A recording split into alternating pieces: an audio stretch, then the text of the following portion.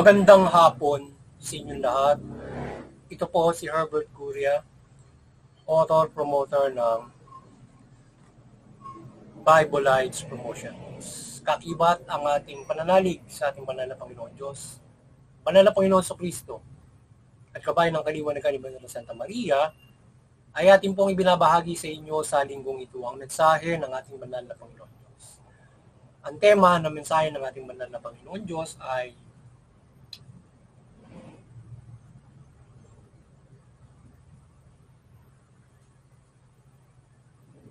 propesiya ng paghukom ng Panginoon Diyos mula sa Panginoong Jesucristo. Ngayon naman po ay babasahin ko sa inyo ang mga mensahe ito mula po sa Bagong Tipan o mabuting balita ng paghahari ng ating banal na Panginoon Diyos sa pamamagitan ng banal na Panginoong Jesucristo. At ayon po dito sa kay Apostol San Marcos, Kabanata 13, talatang 7 hanggang 8, ito po ang mensahe. Huwag kayong mapagabag kung makarinig kayo ng alingaw-ngaw ng labanan at ng mga balita tungkol sa digmaan. Dapat mangyari ang mga bagay na ito, ngunit hindi pa ito ang wakas. Sapagkat makikidigma ang bansa sa kapwa bansa at kaharian sa bawat kaharian. Lilindol sa iba't ibang dako at magkakaroon ng tagutom. Ang mga ito ay pasimula pa lamang ng paghihirap. Pagpatuloy po natin sa kay Apostol San Marcos, Kabanata 13, talatang 30, talata 14, talatang 19 hanggang 20. Ito po ang mensahe. Makikita ninyo ang kalapastangang walang pangalawa na nakatayo sa dakong di dapat kalagyan, sapagkat sa panahong iyon ang mga tao ay magdaranas ng napakalaking kabigatian hindi pa nararanasan mula ng likain ng Diyos ang sanlibutan hanggang sa ngayon at hindi na mararanasan pa kahit kailan. At kung hindi paikliin ng Diyos ang panahon yon, walang maliligtas, ngunit alang-alang sa kanyang mga hinirang, paiikliin niya iyon. Patuloy po natin kay Apostol San Marcos, Kabanata 13, talatang 24 hanggang 27. Ito po ang mensahe. Pagkatapos ng mga kabigatiang iyong magdidilim ang araw, hindi magliliwanag ang buwan, malalaglag mula sa langit ang mga bituin at mayayanig ang mga kapangyarihan ng kalawakan. At makikita ang anak ng tao na nasa alapaap, dumarating ng may dakilang kapangyarihan at malaking karangalan. Susubuin niya ang kanyang mga anghel sa apat na panig ng daigdig at titipunin nila ang lahat ng mga hinirang ng Diyos mula sa lahat ng dako. Pagpatuloy po natin sa 1 Tesalonica, Kabanata 4, talata 16 hanggang 17. Ito po ang mensahe. Sa araw na iyon, kasabay ng malakas na utos, tinig ng arkanghel at ng tunog ng trompeta ng Diyos, bababa ang Panginoon mula sa langit, buhay muna ang mga namatay na nananalig sa Diyos. Pagkatapos tayong mga buhay ba ay kanyang titipunin sa ulap at sasama sa mga binuhay upang salubungin sa papawirin ang Panginoon na gayoy nakupili niya tayo magpakailanman. Pagpatuloy po natin sa bahayang Kabanata 6, talata 12. Ito po ang mensahe. At sinira ng kordero ang pang-anim na tatak. Lumindol ng malakas. Ang araw ay naging itim tulad ng damit na panluksa. Naging kasimpula ng dugo ang buwan. Nalaglag mula sa langit ang mga bituin, gaya ng pagkalaglag ng mga bot. Nabunga ng igos ko, binabayo ng malakas na hangin. Patuloy po natin sa pahayag Kabanata 9, talatang 13 hanggang 15. Ito po ang mensahe. Nang hipa ng ika-6 na anghel ang kanyang trompeta, narinig ko ang isang tinig na nanggaling sa mga sulok na damba ng ginto na nasa harapan ng Diyos. Sinabi niya sa ika-6 na anghel, anghel na may trompeta. Ikalaga mo ang apat na anghel na nakagapo sa tabi ng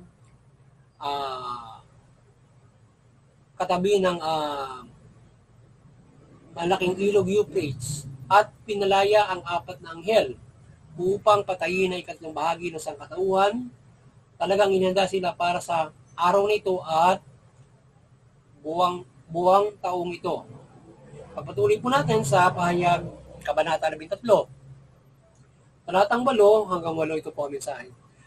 Pinahintulutan ng halimaw na maghambog, lumait sa Diyos, at maghari sa loob ng 42 buwan. Nilait nga niya ang Diyos, ang pangalan ng Diyos, ang tahanan ng Diyos, at ang lahat ang naroon.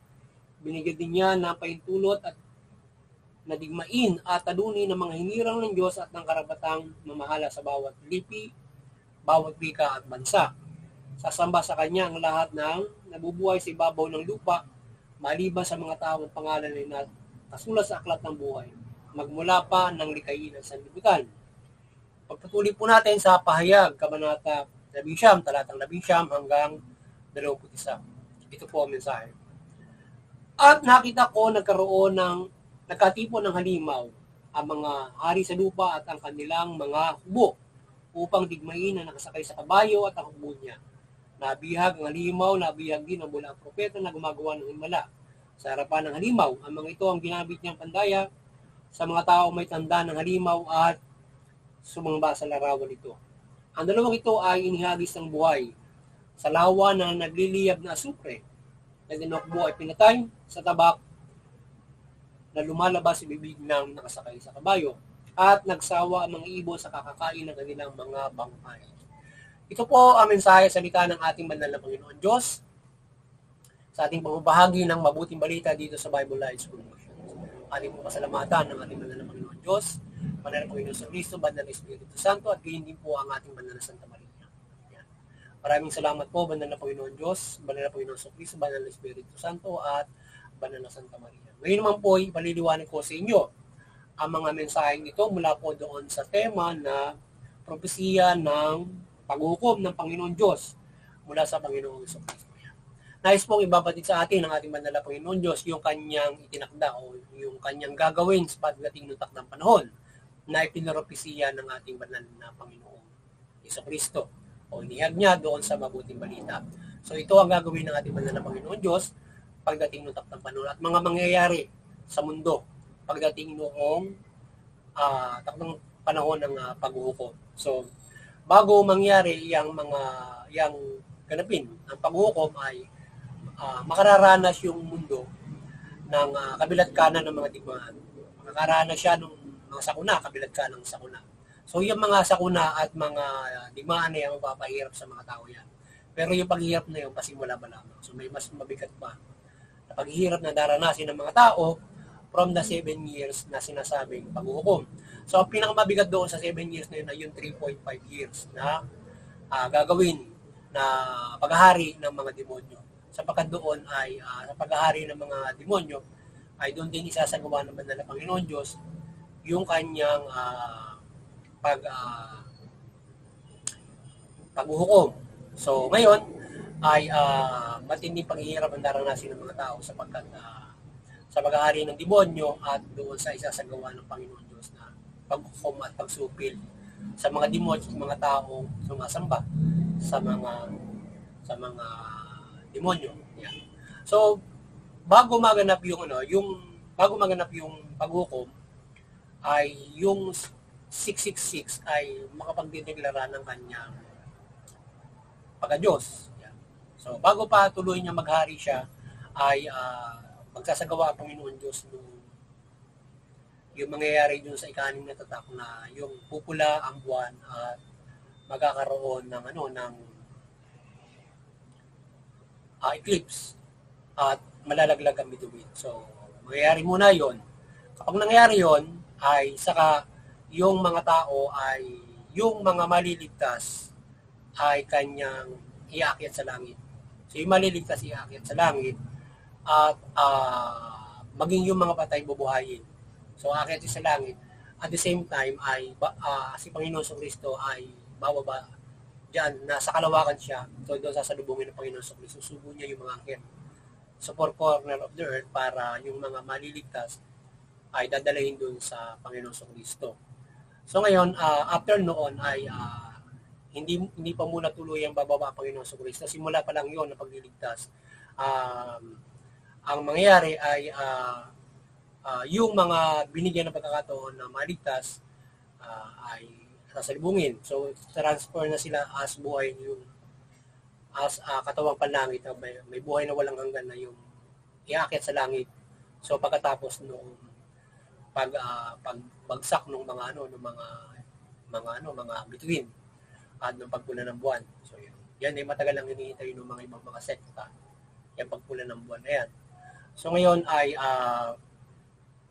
so, ganoon na mangyayari. So, ngayon, after noon, ay doon ay hihipan na yung isasagawa na yung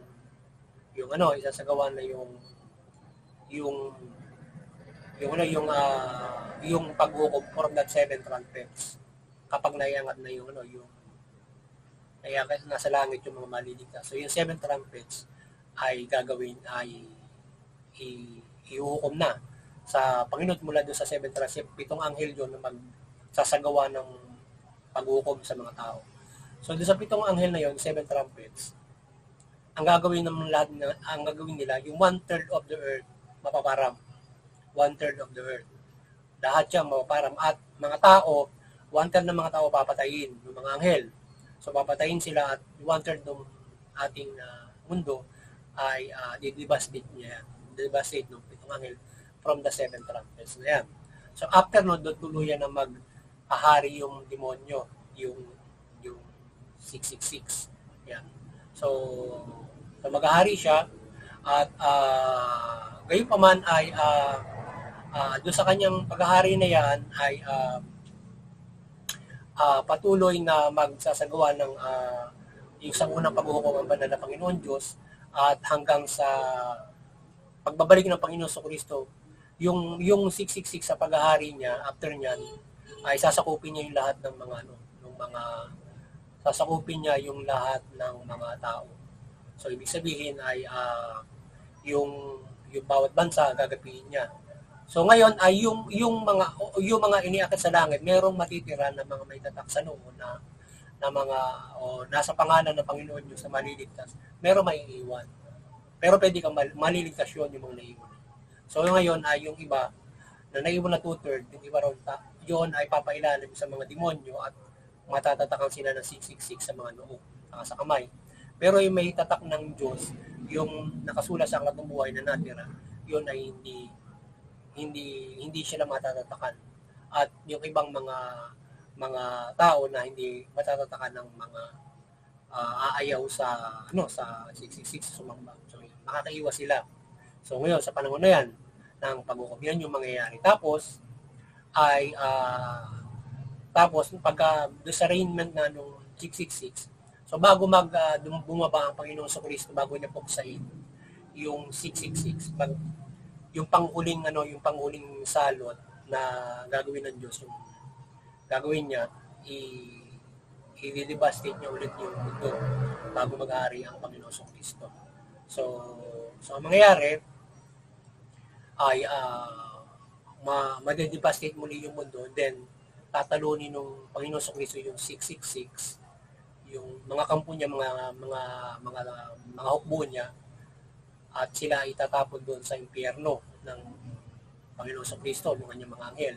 So maghahari ngayon ng Panginoon sa Kristo sa loob ng 1,000 years. So kasama yung mga binuhay na patay at saka yung mga tao maliligtas. So yung paghaharian niya yung mga natira at saka yung mga hindi nagpatatak. So ngayon sa loob ng 1,000 years. So ngayon siyempre sa loob ng 1,000 years yung mga iniakyat sa langit, 1,000 years kayo mabubuhay yun hanggang sa buhay na walang hanggan. Dire-diretso na yun. Walang hanggan na makakapiling ang Panginoon sa Kristo. At mula doon sa 1,000 years, mapaghaharian nila yung sangkatauhan with Jesus Christ. So, at ng mga anghel. So yun ang pinakamagandang mangyayari doon. Ngayon, ay at the same time doon sa paghaharian ng Panginoon sa Kristo, yung si Satanas naman, ilalagay sa kalaliman yun para hindi makapanggulo.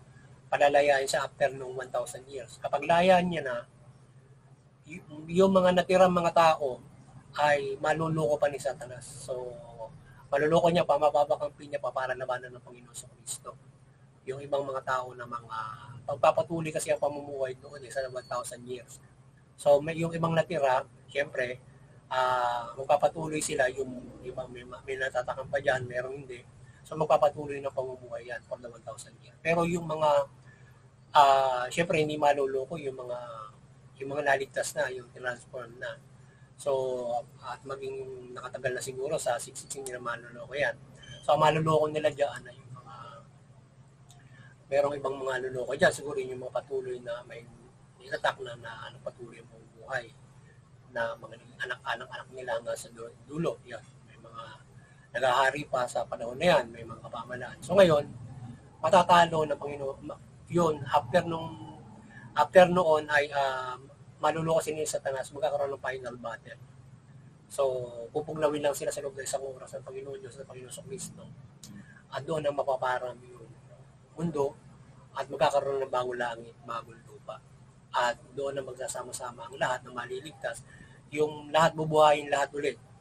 Sa huling pagkabuhay, meron yung unang pagkabuhay, yun yung nakasama na Panginoon Kristo sa 1,000 years. Meron huling pagkabuhay, bubuhayin lahat.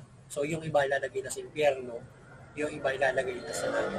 So ganun yung mangyayari sa paghukom from the 7 years to 1,000 years.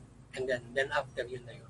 So kaya ang kailangan natin sa buong buhay na ito ay tayo ay magkaroon ng pananampalataya sa Panginoon Diyos mula Panginoon sa Kristo para tayo ay bigyan ng kaligtasan ng banal na Panginoon Diyos. At tayo mamuhay ayon sa mabuting balita sapagkat yung mabuting balita ang iusga sa atin ng banal na Panginoon Diyos pagdating ng taknaman. So i-maintain natin sa bumuhay na ito yung pamumuhay natin na tayo ay mabuti, matibid. So ngayon kung nagkakasala ka, ay ikaw ay maaaring maparusahan pagdating ng taknaman. So anytime, halimbawa, sa panahon ito, ay mangyayari ay yung maaaring sa panahon ito mangyayari yung paghuhukom, halimbawa sa ating panahon. So nangyayari na yung mga iba't ibang mga digmaan at nagkakaroon ng mga sakuna. But hindi pa naman so ganun. So kinakailangan magkakaroon ng digmaan na kung saan yung Israel ay maaaring doon magsisimula na sila ay lukuhin yung bulo from the peace, at doon na magsisimula yun hanggang sa magdeklara na nga ng yung 666 ng kanyang pagiging Diyos. Yan na. So yun ay huling paghihimagsik. So kaya magkakaroon ng chaos syempre doon sa huling paghihimagsik na yan sapagkat kapag nagdeklara siya ng pagka-Diyos, syempre magkakagulo muli. Sapagkat hindi, syempre kung ikaw ba naman isang magbasaka, hindi ka papayag doon. So magkakaroon din ng kaguluhan diyan sa mga panahon niyan ng pagdeklara ng 666 na siya ay syempre magsisimula na yan na magpatupad ng kanyang mga panuntunan, di ba?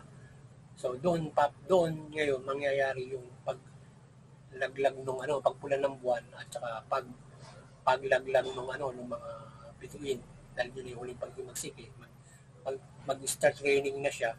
So ngayon yun ang magpapahirap sa mga tao, mag-start training niya at kaguluhan ang mangyayari diyan. So, at mangyayari na yung gagawin ng panal na Panginoon Diyos, yung pagbagsak ng mga at sa katuloy maghahari na yung mga demonyo after ng ganyan. Yan. So kaya tayo ay mag-maintain ng ating at magkaroon tayo ng bilang hahayang buhay na mabuti sa ating panahon. Kagaya ng ating tayo magpaira ng patas na katarungan. Kagaya nun, diba yung nag-ano ngayon. Yung isang magandang mensahe sa ating mga naging realista ngayon. Halimbawa na tayo bilang mga hain na buhay, tayo nagpapaira ng katarungan. Magandang bagay ito pagdating ng paghuhukom. Tayo ay bigyan ng malaking points para sa judgment ng Panginoon Diyos. Na tayo ay nag-adhere ng equality, ng kabutihan, di ba? So isang sakripisyo for our lives na tayo ay sakripisyo para sa mga. So magandang bagay. At maraming mga bagay na dapat natin sundin sa mabuting balita para tayo ay maging mabuti. Para tayo gagawa ng iba ng kabutihan for others, for everyone of us. Parang mga ganyan mga bagay. Yung malaking bagay na paggawa ng kabutihan, injustice for everyone. Ating tandaan, usisahan tayo ng Panginoon Diyos pagdating ng Panginoon. So, yan. Mga ganun mga bagay na mabubuting mga bagay.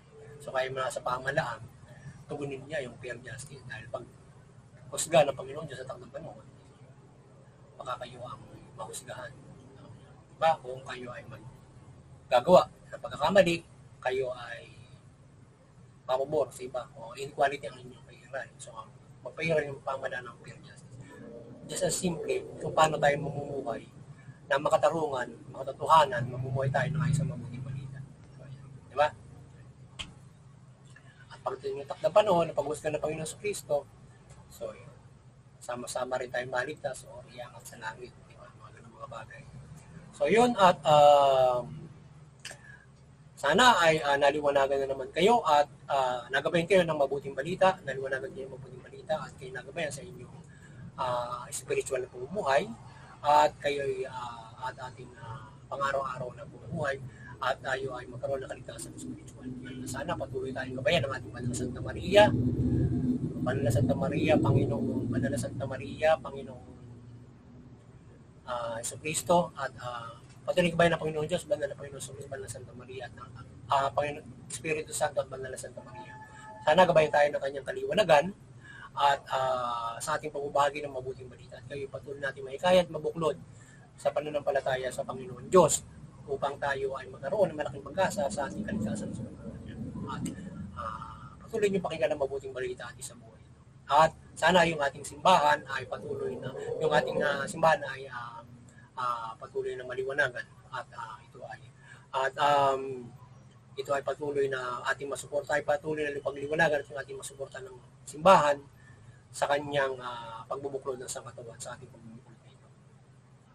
At doon sa Interfaith Unity, so kayo patuloy na maliwanagan ni Banal na Santa Maria, patuloy tayo magkaisa, mabuklod, unawain natin yung mga relihiyon para hindi tayo nagkakaroon ng sigalutan na sa digmaan labanan, bagkos yung mga relihiyon nakakagabay sa pamahalaan, pamilya, lipunan, komunidad, pamahalaan, buong mundo.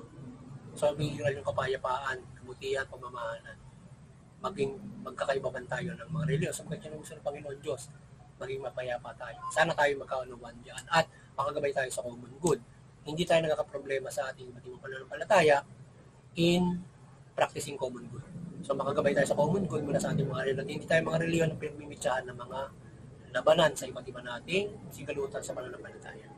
At doon sa CBCP and Vatican Church ay patuloy kayong magabayan ng ating Banal na Santa Maria at patuloy niyong pagbuklori ng sabato sa pananampalataya sa ating Panginoon, sumula Panginoon sa Kristo at mabuting balita. Yan.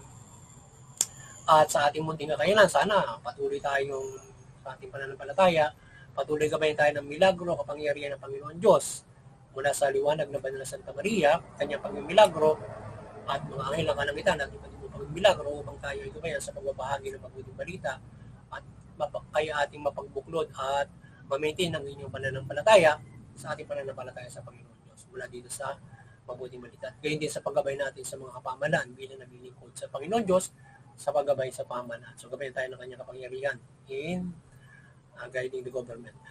Sa lahat ng gobyerno, hindi lang sa Pilipinas. At yung mga ang ating pamahalaan, maliwanagan kayo ng mabuting balita ng Banal na Santa Maria at kayo mamahalan ng mabuting matuwid. Tugunin niyo yung karapatang ng tao, patas na hustisya.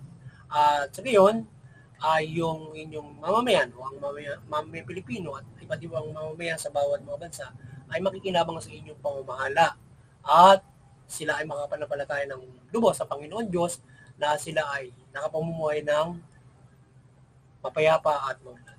Yan. At sagana sa inyong mabuting pamamahala. Yan. At muli, sana ay patuloy tayong pagpalain at protektahan ng ating banal na Panginoon Diyos, Panginoon sa Kristo at banal na Espiritu Santo at sama-sama tayong mamuhay ayon sa mabuting balita. Magandang hapon sa inyo lahat. God bless you all. Sana pagpalain protektahan ng ating banal na Panginoon Diyos yung mga nagkilos protesta para sa katarungan upang umiral ng mabuting pamahalaan sa ating bansang ito.